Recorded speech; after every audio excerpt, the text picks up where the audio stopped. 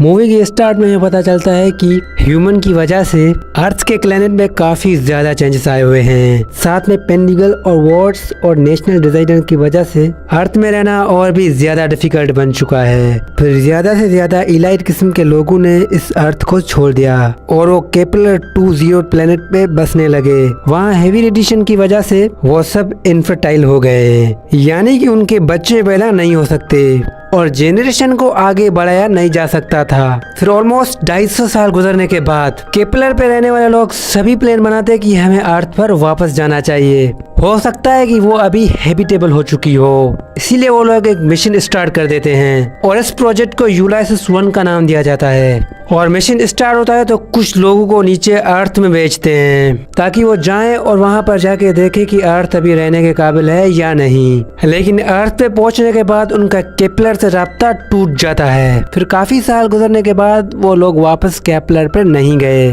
फिर यूलाइसिस 2 नामी प्रोजेक्ट को स्टार्ट कर दिया जाता है, जिनमें 3 साइंटिस्ट थे, ब्लैक, केक और टक्कर। लेकिन अनलकली उनका प्रेस पानी में क्रैश हो जाता है। वो अपने साथियों को बचाने के लिए काफी ज्यादा कोशिशें करती है, लेकिन केक की क्रैश इंपैक्ट से डेथ हो जाती है। टक्कर जिंदा था लेकिन उनके टांग पर काफी ज्यादा चोट आई हुई थी। इसके बाद वहाँ का एटमॉस्फेयर चेक किया जाता है तो वहाँ पर मालूम होता है कि अर्थ की रेडिएशन अभी खत्म हो चुकी है, जो वो लोग केपलर पे फेस किया करते थे। इसके बाद ब्लैक वहाँ पास का एरिया एक्सप्लोर करने लगती है।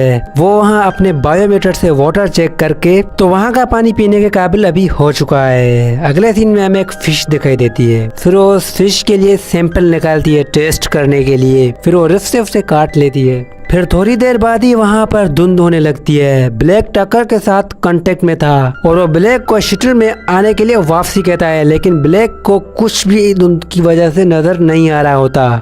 फिर टक्कर एक फ्लेयर फायर करता है जिसकी रोशनी को फॉलो करके ब्लैक उस शटल में आकर पहुंच जाती है। लेकिन वहां पर कोई और भी था जिसने इस फ्लेयर को नोटिस कर दिया था और वो आदमी टक्कर पर अटैक कर देता है और ब्लैक के पहुंचने से पहले ही वो आदमी अपने साथियों के साथ टक्कर को ले जाता है। फिर वो लोग ब्लैक को भी पकड़ लेते हैं और उसे भी वहां लेकर जाते हैं जहां पर उन्होंने टक्कर को रखा हुआ था। टक्कर का रकम बहुत ज्यादा खराब हो गया था और उसकी हालत भी काफी ज्यादा खराब हो गई थी। ब्लैक बाहर निकलने की कोशिश करती है और उन लोगों से मदद मांगती है ताकि वो अपने मेडिकल किट से टक्कर का जख्म ठीक कर सके। फिर हमें पता चलता है कि जिन लोगों ने इन्हें पकड़ कर रखा था उनका नाम डीन होता है। फिर वो ब्लैक और टक्कर को बाहर निकाल कर ले आते हैं, लेकिन मसला ये था कि उनको लैंग्वेज उनकी समझ में नहीं आ रही थी। फिर एक नार्विक नाम की लेडी जिन्हें इंग्लिश बोलना आती थी फिर ब्लैक को एक मेडिकल किट देती है और वो कहती है कि टक्कर को ठीक करने से पहले तुम हमारे एक आदमी को ठीक करो। फिर ब्लैक उस आदमी का ट्रीटमेंट करती है। उसके बाद वो टक्कर के लिए नीचे आती है।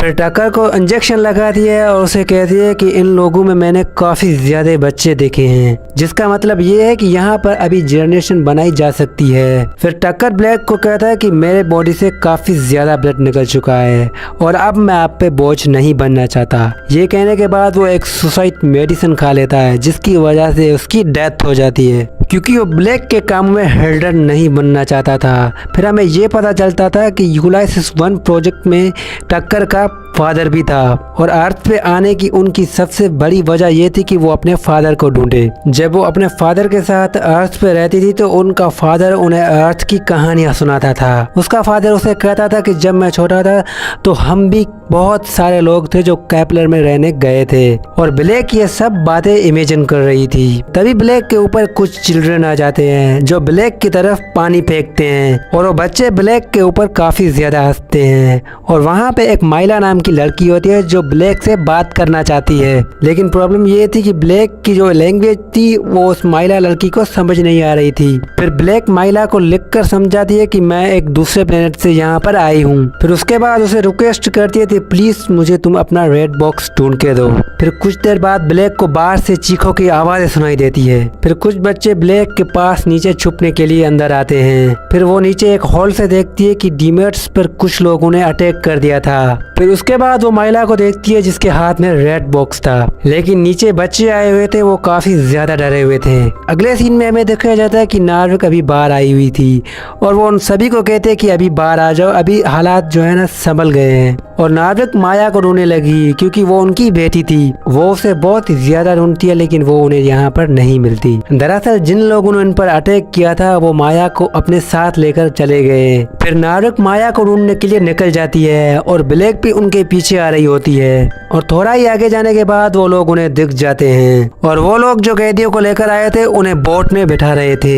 ये सब देखकर नार्विक से कंट्रोल नहीं हो पा रहा था, इसीलिए वो फ्लेयर गन शूट करने वाली थी और ब्लैक उसे ऐसा करने से रोकती है और उसे काफी ज्यादा समझाती है। ब्लैक उन्हें कहती है कि तुम इन गन से उनका कुछ भी नहीं बिगाड़ पाओगी। तभी वो फ्लेयर शूट कर देती है और ब्लैक को मजबूरन उसे बेहोश करना पड़ा। फिर वो फ्लेयर गन को दूसरी तरफ फायर करती है ताकि ये लोग डिस्टर्ब हो जाएं। फिर अगले सीन में हमें दिखाया जाता है कि ब्लैक उनके बॉट्स में चढ़ जाती है और उसे अपना बॉक्स तो मिल जाता है, लेकिन उससे पहले वो उठाती तो वहाँ पर वो आदमी आ जाते हैं। ब्लैक उस जगह पर जाती है जिस जगह पर उन लोगों ने दूसरे लोगों को किडनैप करके रखा था। तभी अचानक कुछ लोग वहाँ पर आ जाते हैं और वो किडनैप हुए लोगों को वहाँ से उठाते हैं और एक बड़ी शिप पे ट्रांसफर कर देते हैं। फिर वहाँ पर पेलिंग नामी एक आदमी सबको गन से डराने लगता है। फिर वो ब्लैक को देखता है तो थोड़ा शॉक्ड हो जाता है। फिर ब्लैक को वहाँ से वो ले जाता है और अपने बॉस गिब्सन से मिलाता है और गिब्सन ब्लैक को देखकर काफी ज्यादा हैरान हो जाता है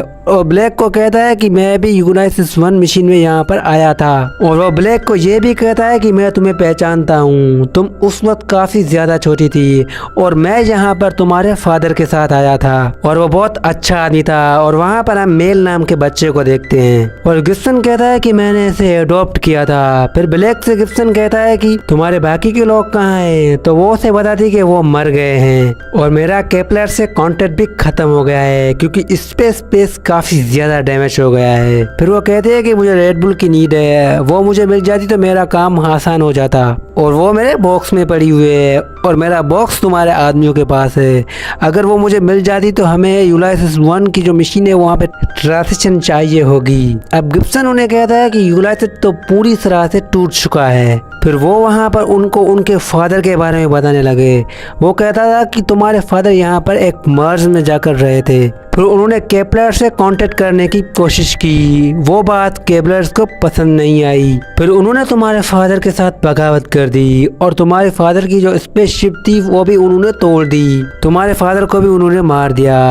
और ब्लैक को कुछ ड्रैंक्स दिखाता है जो कि उनके फादर की बनी हुई थी। फिर वो उन्हें बताता है कि हम यहाँ पर एक मशीन पर काम कर रहे थे और हम इस मशीन की वजह से एक न्यू सिविलाइजेशन भी बना सकते हैं। इसके बाद वो ब्लैक को एक कैबिन देते हैं और ब्लैक वहाँ आती है तो पाती है कि उसके जिस्म से खून निकल रहा था और वो काफ़ी ज़्यादा हैप्पी होती है और वो ये सोचती है कि अब मैं बच्चे को जन्म दे सकती हूँ। फिर इसके बाद ब्लैक को बच्चों के साथ मिलाया जाता है जो कि क्लास में बैठे हुए थे और उधर क्लास चल रही होती है और वहाँ पर उन चिल्ड्रन को केपलर के बारे में जानकारी दी जा रही थी। अगले सीन में दिखाया जाता है कि ब्लैक एक कैबिन की तरफ जा रही होती है और विंडो से अंदर देखने लगती है और उसे वहाँ पर एक आदमी दिखाई देता है। तभी वहाँ पर गिब्सन आ जाता है और ब्लैक उनसे कहती है कि तुमने मुझसे झूठ क्यों बोला कि मेरे फादर मर गए हैं। दरअसल बात है कि उन सब मशीन और स्पेशल शटल को भी तुम्हारे फादर ने ही तोड़ा था ताकि उनका कॉन्टेक्ट केपलर वाले लोगों के साथ ना हो, क्योंकि वो नहीं चाहते थे कि वो केपलर के लोग यहाँ पर आए।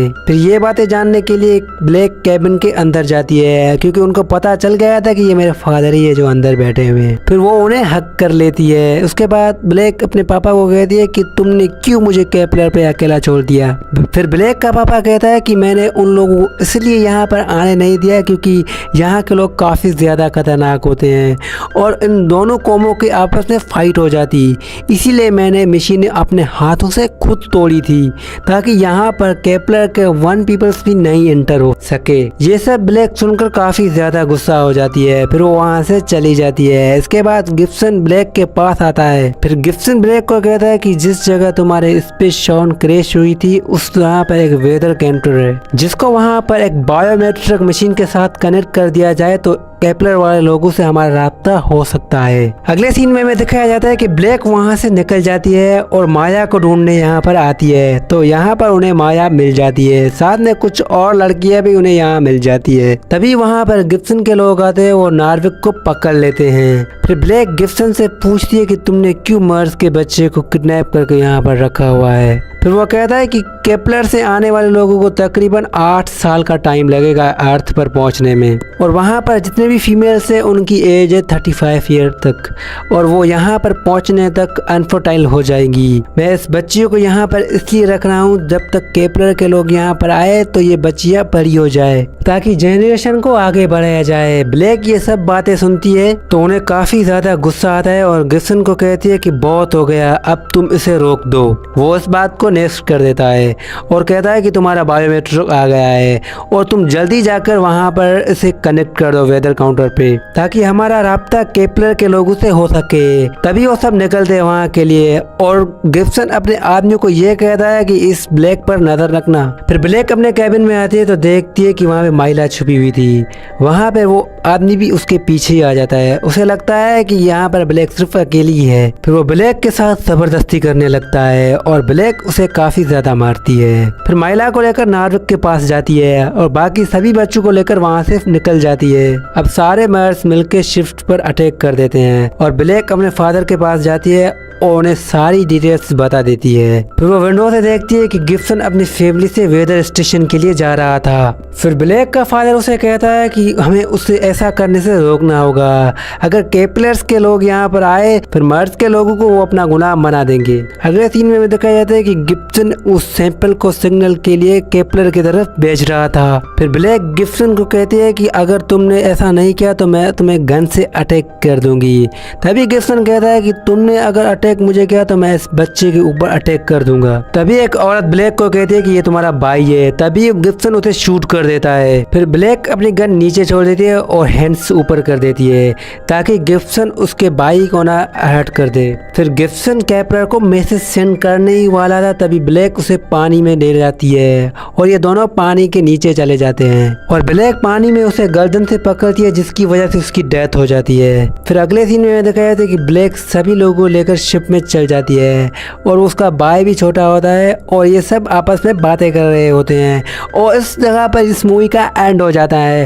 दोस्तों मैं उम्मीद करता हूँ कि ये वीडियो आपको पसंद आया होगा। दोस्तों आगे भी अच्छे इस चैनल पे एक्सप्लेनेशन आने वाली है। अगर वीडियो अच्छी लगी हो तो मेरे चैनल को सब्सक्राइब कर दो। मिलते हैं कि नेक्स्ट वीडियो में, तब तक के लिए अल्लाह हाफिज।